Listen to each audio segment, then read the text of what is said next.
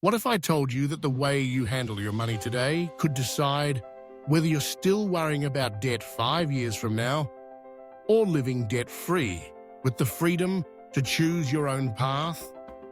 It's not about earning a huge salary or picking the perfect investment. The secret? It's all in how you budget.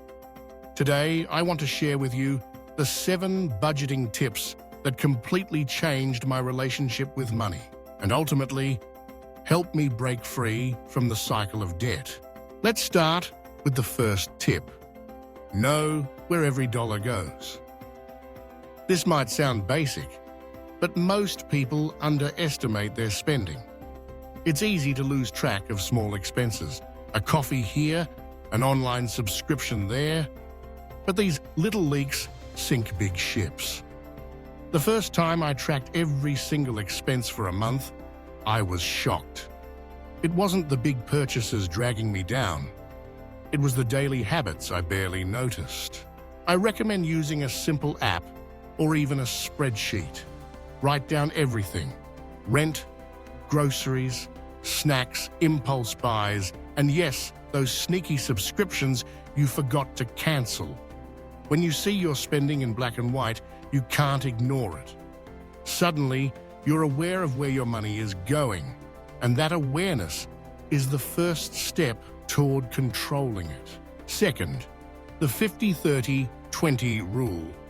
If you're overwhelmed by budgeting methods, this is a great place to start. It's simple. 50% of your income goes to needs, like rent and bills, 30% to wants, like eating out or new gadgets, and 20% to savings and debt repayment. When I first tried this, I realized I was spending way more than 30% on wants, mostly on food delivery and shopping for things I didn't really need. But once I committed to the rule, I was able to set clear boundaries. If I wanted to splurge, I had to make sure it fit into that 30%. It's flexible, realistic, and it taught me to prioritize what actually matters. The third tip is to embrace zero-based budgeting. Unlike traditional budgeting, where you just try not to exceed a certain limit, zero-based budgeting gives every dollar a job. At the start of each month, I would write down my income and assign every dollar to a specific purpose: rent, groceries, savings, entertainment, until I'd spent it all on paper. This method forced me to be intentional with my money. It also stopped me from treating leftovers as fun money to waste. If there was extra, it went straight towards savings or debt. Over time, these small choices added up, and my debt balance started to shrink. Tip number 4, build an emergency fund. No excuses. Before I had an emergency fund, any unexpected expense, a busted laptop, an urgent dental visit, would send me straight to my credit card. I'd end up paying not just for the emergency, but also for the interest that followed. After reading about the power of an emergency fund, I started small. Just $10 or $20 from each paycheck into a separate savings account.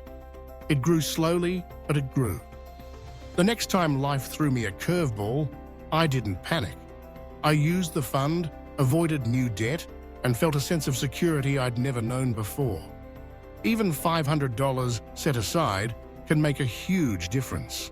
On to tip 5, automate your savings. Willpower is great, but life gets busy, and it's easy to skip saving just this once. The solution? Automation. I set up my bank account to automatically transfer a set amount to savings the day after payday.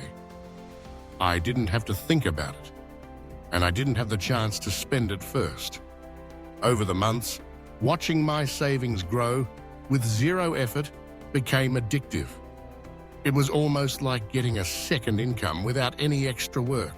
Tip 6 is about facing your debt head on. It's tempting to ignore debt or just pay the minimum, but that's how you end up paying way more in the long run. I listed every debt I had, credit cards, student loans, everything, and ranked them by interest rate. Then, I focused all my extra payments on the highest interest debt while keeping up minimum payments on the rest. This is called the avalanche method, and it saves you the most money in interest. Each time I paid off a debt, I rolled that payment into the next one.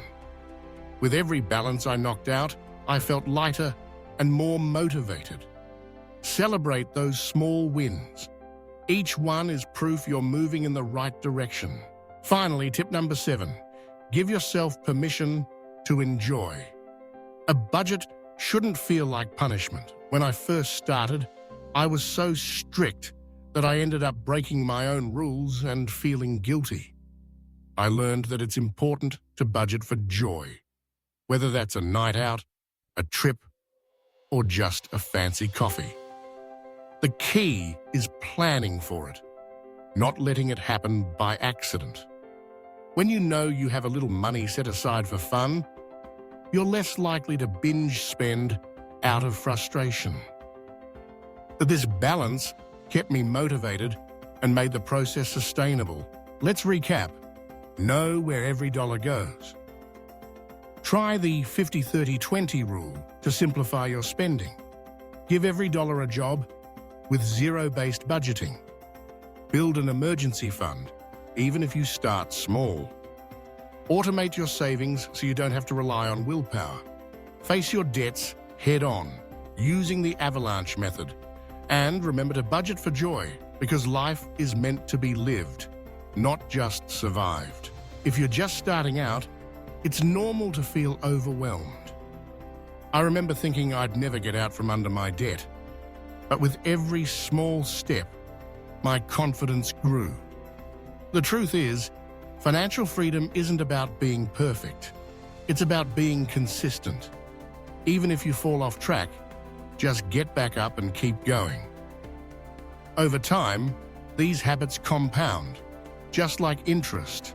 And before you know it, you're not just debt-free, but building the life you actually want. It's not about depriving yourself or waiting for some magic salary. It's about making the most of what you have right now. So take that first step. Track your spending. Set one small financial goal this month. And remember, every smart choice you make today is an investment in your future self. Being debt-free isn't just a dream, it's a result of the everyday decisions you start making right now.